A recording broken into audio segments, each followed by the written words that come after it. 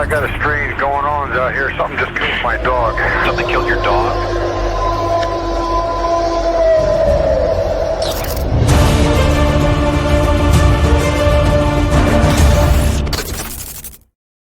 Hey, hello, everybody. Thank you for joining the Cryptid Podcast tonight.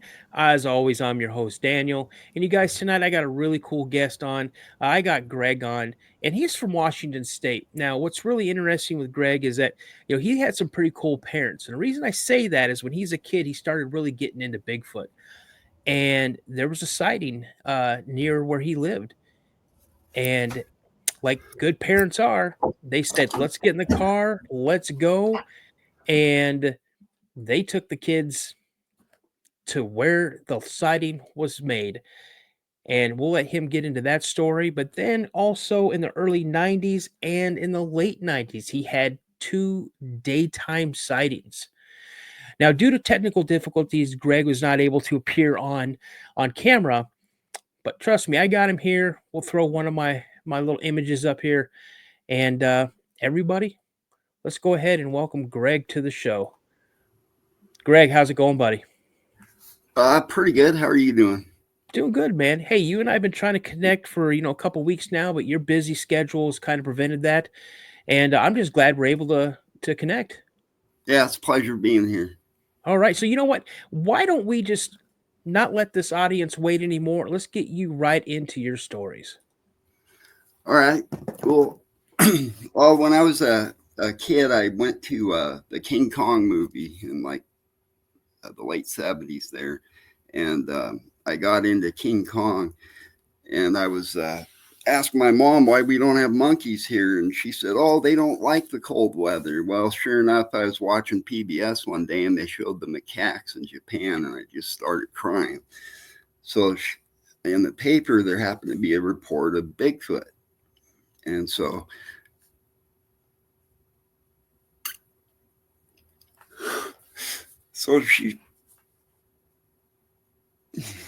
sorry, my mom just passed away. So she showed me the, man. You're good, man. You're good. I've been there, brother. She showed me the story in the paper. And so I was interested in it. And it was about a sighting in Maple Valley, which is just east of Seattle. And so my parents took me and my little brother out there to see what was going on there. And it was along the Cedar River, and it was getting dusk. But when we got there, we went out and started walking up the river. And all of a sudden, we walked into this horrendous smell.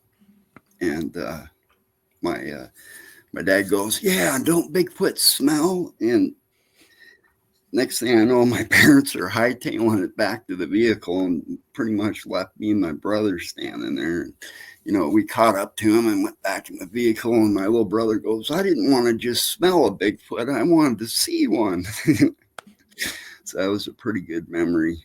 And so a few years later, my parents bought a restaurant cafe up in the mountains there on the east side of the Cascades.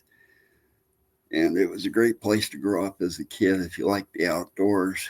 And so that's what I was into a lot up there, was hiking into lakes and fishing and finding out which lakes had the bigger fish or the more unusual trout and stuff like that. And so my first sighting was me and a buddy, and we were bored one day, and it was late spring, kind of early to get up there, but we thought we'd give it a try anyways. And it's called Lake Ethel. The lake is actually in the wilderness area. And so we hiked up there, and sure enough, about halfway we ran into snow. We were expecting it. And when we got to the lake, it was quite a bit of snow. It was still mostly froze over. I don't think we would have been able to fish. So I was trying to light this fire to warm us up with. And my buddy goes, he didn't have really good eyesight. but he could tell something was on the other side of the lake. And he goes, what's that on the other side of the lake? And I sent Daniel a picture of the lake from pretty much the viewpoint I saw them. But that picture is, it's during the summer where I was up there, late spring. So imagine the lake pretty much frozen over and it's all white except for maybe some trees sticking out. And we could see these figures walking along on the other side of the lake there. And, I've been to that lake a few times and, we've been all around it and I've seen people, across it before. And one of the first things I thought of was, man, those are some big people over there. And it looks like they're wearing ghillie suits, And so, so my buddy and I were contemplating, what these people were and why they were up there and all this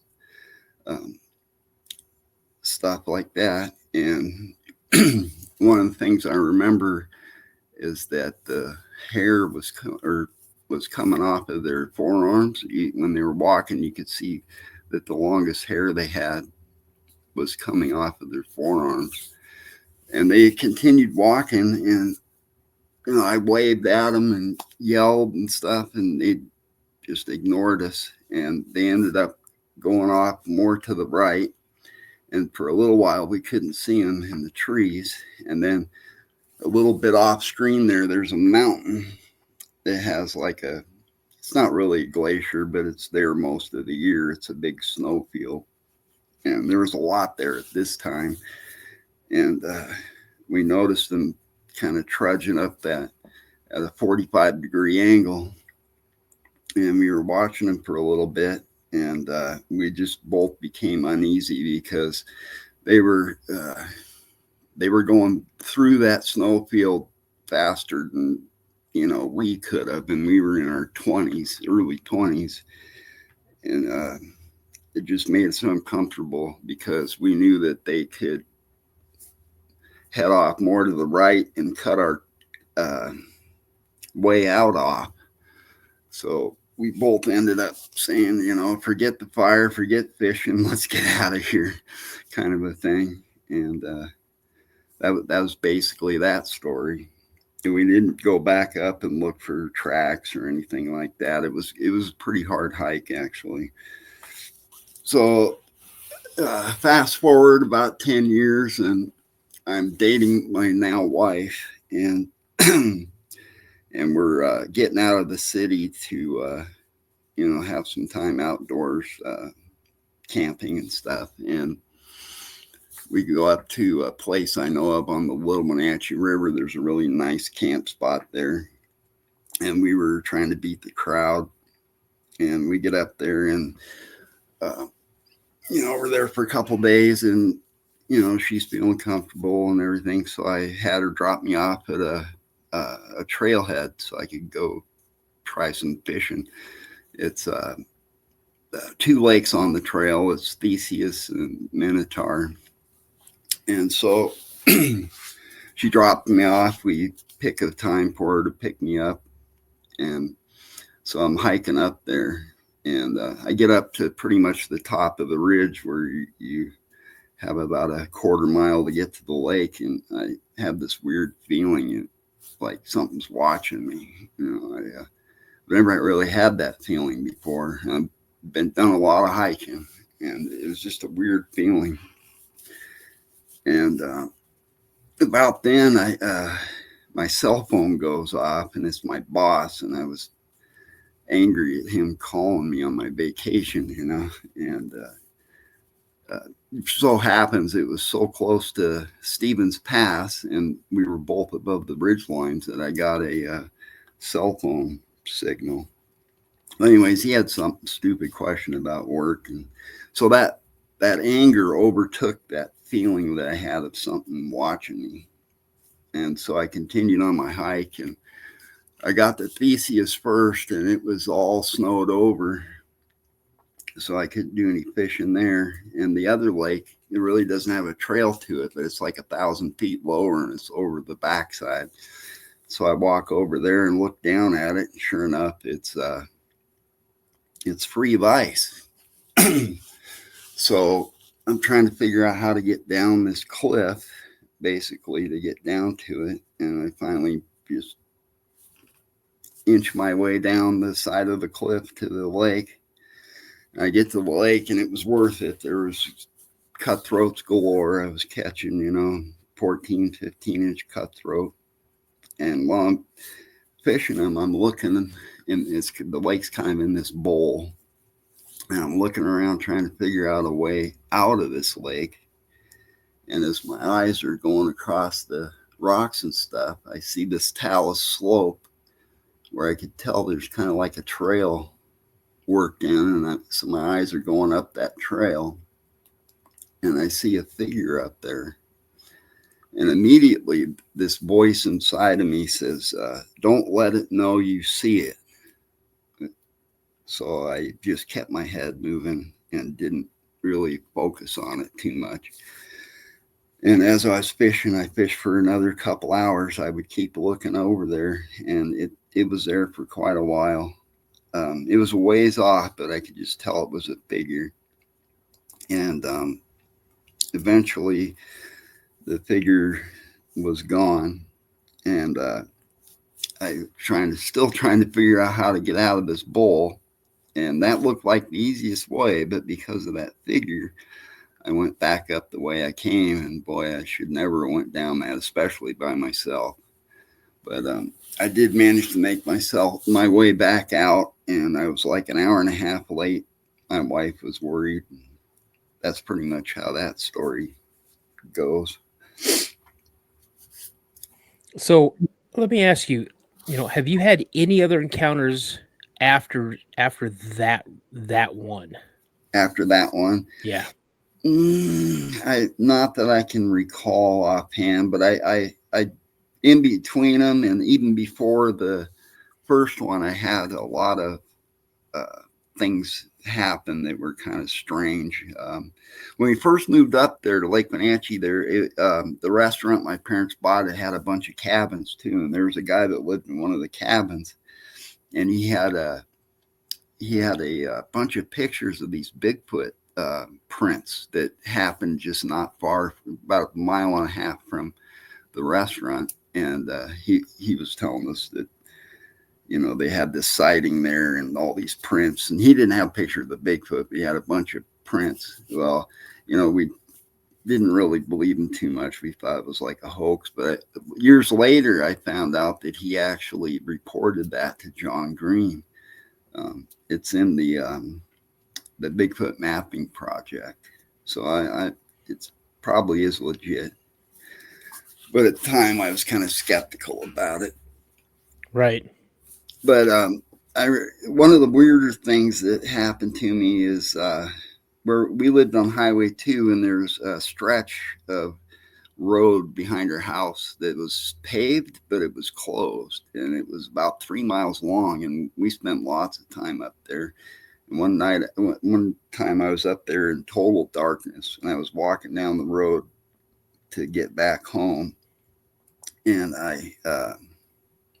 I heard this noise like something running with sounded like a person running with flippers on. I kind of tossed it off as a bear or something, but I'm thinking about it now afterwards. It kind of sounds like that mid-tarsal bend that they're supposed to have. Maybe that's what that noise was. Yeah. I've had a guest on before that heard them running across a paved path. Mm-hmm. And they describe it as like a flopping sound. Really? When they hit. Yeah. Yeah. Yep. So that is possible then. So let me ask you. So, number one, it sounds like your parents were super, super cool. I mean, because I can tell you right now. And how old were you when you roughly, if you can remember, exactly? About 9. Okay, so 9 years old. I don't think my dad would have taken me, out to a reported sighting area. I find that pretty cool. Yeah. Even though when I had my sighting, my dad was present, he saw it as well as I did. So, you know, Wow. when we go back and you think about it, you know, here you are, your mom tells you, Greg, you're not going to believe what I just read. Someone said they saw a Bigfoot down by the river. Mm-hmm. And you probably, as a 9-year-old kid who just started believing this stuff, getting into it, you're like, heck yeah. And then next thing you know, your mom and dad's like, let's get in the car, let's go check it out. What was your feeling when they said, let's go? I was excited, but I was also, it's kind of an unknown thing. So, you kind of had a little bit of, I don't know what the word is, caution, I guess. Yeah. But, none of us thought we would see or, or smell or do, I mean, we didn't expect anything to really happen. So let me ask you this. So you guys, about how long was it from the sighting made the newspaper? I don't remember for sure, but it wasn't long at all. It was within a day or two Okay. from it being in the paper. Yeah. So just from stuff that I've read and podcasts and things that I've seen and people, stories that people have told me, I'm willing to put $1 to a dime that when you guys got there, that Sasquatch was there. Because if it lingered for over a day and it's along the river, think about this. How many times have you gone down the river and it's been kind of breezy along the river? Because it's a waterway. Right. Smell is going to be dissipated, especially if it's been 24 hours, 48 hours, unless there's like a corpse laying around there somewhere. And then all of a sudden your dad goes, well, yeah, don't these things smell? And then you guys look and old Pops decides he's 23 skidooing straight out of the area with your mom in tow, and he's leaving his 2 boys behind. Think about that.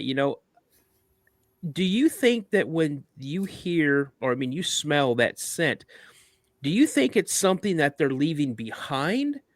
Or do you think it could potentially be some type of like early warning system, like a rattlesnake will rattle, certain animals will growl, Right. some frogs will puff up and hiss, they'll make this really weird noise. Do you think that this is a possibility that this thing was still in the area and that it potentially was letting that off as a warning to you guys, like, hey, Well, I'm still here? I mean, when animals have sense, it's like that. It's usually for a reason. It's either to attract a mate or to, some kind of a signal. So I don't think it thought of us as mates. I really hope not. But well, let me ask you this: what do could you be a think? warning. What do you think Sasquatch is? When I was a kid, I always thought it was just some kind of like a primate or I don't want to say monkey or gorilla, but in that ballpark. But nowadays, I'm beginning to think that there's more than one phenomenon going on. I think at first it was just the primate thing, hominin type of thing. But I think nowadays there's another phenomenon going on that I mean, I'm a Christian, so I'm just going to say it. I think Satan has kind of gotten his fingers into the whole phenomenon and using it for his purposes. You know what I mean? He likes to divide people and keep them in different groups. And I think, angels, whether they're good or bad, they can take the form of different things. And I think at times his minions take form of Bigfoot. Okay. Okay, so let me be devil's advocate here, so to speak. So if you look at the Native American culture, you know, they have a lot of unwritten, they have a lot of verbal history. And they also Mhm. have a lot of, cave drawings and other things like that. And this is well before Christianity. Yeah. Um, Yeah. y- Good point. do you think that um, there's again? I'm not saying that they're aliens. I'm not saying that they're the Nephilim or the Nephilim or fallen angels. I'm not saying any of that because to me, they're flesh and blood. And again, there is no right or wrong answer, especially if I haven't experienced it with you. What you saw across the lake appeared to be what? Flesh and blood. Right. You know, do you think, and I was going to ask, do you think there's a potential that they could be maybe some type of interdimensional, creature? Do they have the ability to walk through portals? Do they have the ability to Well, anything's possible. I'm not gonna. exactly? I mean, people can believe whatever they want, Mm-hmm. But a lot of those Indian tribes and stuff, they had more than one word for Bigfoot. Mm-hmm. They had a good version or one that was neutral, and then they would have another word that was a bad one. Right. I read a book. I can't remember which one it was, but they were talking to an Alaskan elder, and they they asked him if hairy man and Kushtaka were the same thing, and the elder said yes and no. Kushtaka can be whatever it wants, and when I read that, it kind of reinforced what I was kind of contemplating. My dad grew up in Alaska, and he grew up around with um, tales of the Kushtaka, and he did it. My dad actually had an encounter with the Kushtaka. To the day that he passed away, he believes that he encountered a Kushtaka when he was 15 or 16 years old. Right, And when my dad told me about the Kushtaka, I just started laughing because right, he described it as the otter man, and I just started laughing. I was like, "Ooh, the otter man, that's scary." He's like, "Don't laugh." He goes because he goes, "I'm telling you, it's they're tricksters. They're evil. They'll lead you away, and they could lead you to your death." And he goes, when you listen to the native elders talking about it, he goes, it is absolutely terrifying. And then I had Fred from Alaska on, and he gave me a story. He told me a story of someone who had an encounter with the Kushtaka, and it's terrifying. It's absolutely terrifying. So, it could be, who knows? All we can classify them as cryptids. right, You know, um, you're gonna have people out there that, well, we want to see a body, we want DNA, we want one captured, dead or alive. We want this. To me, I hope that one is never captured because what do we as human beings do? We destroy things. right, And I don't think that we need to destroy anything to get to have proof of its existence. Number right. one, and number two, I don't know how you feel, but I feel something is gonna blow the lid off of this mystery. Oh yeah, it's going to happen eventually. And so, but that again, that's just my 2 cents. But that water thing, a lot of people, Bigfoot are usually seen around rivers and lakes and stuff. And Hmm. I know, I remember growing up, there was more than one time where people saw them in the Sound, the Puget Sound there, Oh, absolutely. off of the I've, prairies. yeah, no, I'm telling you right now, I've heard. Now, I've not personally ever seen it. I lived in Tacoma. I grew up in Tacoma, Hmm. and I would take the Speaking of ferry. smell, Yeah, oh yeah, the Tacoma aroma. Let me tell you, man, those pulp mills, brother. yeah, But um, yeah, I would remember hearing stories of people taking the ferry from Point Defiance to like Vashon Island or to Anderson Island, or then even riding ferries up near like the San Juan Islands and things like that. And you're right. I've heard stories where people said, I wasn't sure. I thought it was a man swimming in the sound, or it was a bear swimming in the sound. And I'm Right. like, come on now. I mean, the sound is like, I believe it's like it's in the top 10 deepest ports, Puget Sound is, Right. because you have the Navy bases that are around that area. You have submarines coming in and out of there all the time, Mm-hmm. other boats, but yeah, it's just, there's too many probabilities to completely dismiss what could be. Yeah, and you have that like that sea serpent they see there a lot too. Oh, I can't remember the name of it, Right. but I know what you're talking about. I remember hearing Yeah. that a lot about that when I was a kid. Yeah. Oh, My uncle, I have an aunt and uncle that live on Whidbey Island right at the top of them sand bluffs. yeah. And he said he watched something one time that he thought it was a log, and then it moved on its own, Logs don't move on their own. And then it sunk. Yep. So let me ask you something, Greg. What is some words of wisdom, words of advice for people wanting to go out and look for these things? Name a word, because you didn't go out looking for them. Your sightings were happenstance. Right. But knowing what you know now, what is a word of advice that you would give someone if they wanted to go out? I would tell people to take the best protection you're comfortable with you.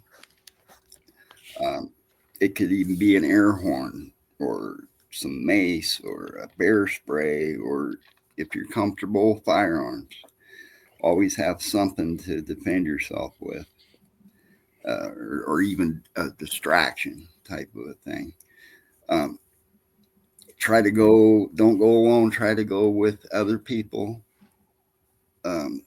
If you do go alone, make sure you tell several people where you're going and when they should expect to hear from you when you get back. Perfect. Know your area, keep an eye on the weather, Go prepared.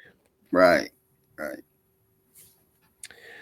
Well, Greg, I'm going to go ahead and we're going to call it. That was I had a great time having you on, and you had mentioned your brother had some encounters, and hopefully we'll touch bases and get him on and hear what he's got going on. But other than that, man, I just want to say thank you so much for being a loyal listener, being a subscriber to my channel, and a supporter. I truly appreciate it, and I'm glad we could connect and get your stories out there. Yeah, my pleasure. And once you had Doug on your show, I knew you'd made it. Well, I appreciate that, man. I really do, and I'm blessed to know Doug. Yeah, just like I said earlier, things are about to get exciting. So it's good to hear, buddy. So with that being said, you guys, I'm going to go ahead and we're going to end this episode tonight. Greg, again, thank you so much for coming on. You bet. And you guys remember, if you guys at any time have ever had an encounter and would like to come on the show, please email me at the Cryptid Podcast 72@gmail.com. Again, it's the Cryptid Podcast 72@gmail.com. And if you don't want to be on camera, that's completely fine. If you just like for me to read your story, I'm very accommodating. I'll be able to help you out with that as well. Or if you just want to get this off your chest, again, I'm here to listen. I'm not here to judge, and I will store your story away. And again, just thank you for trusting me. For everybody out there, thanks for trusting me with your stories that's come on. Even some of the little ones that you may leave in the chat, I truly, truly appreciate them. Remember, you guys, as my buddy Josh always says, stay prayed up. And as I always like to say, remember, a legend always starts with a sighting. Take care, everybody. Talk to you again soon. I got a strange going on out here. Something just killed my dog. Something killed your dog?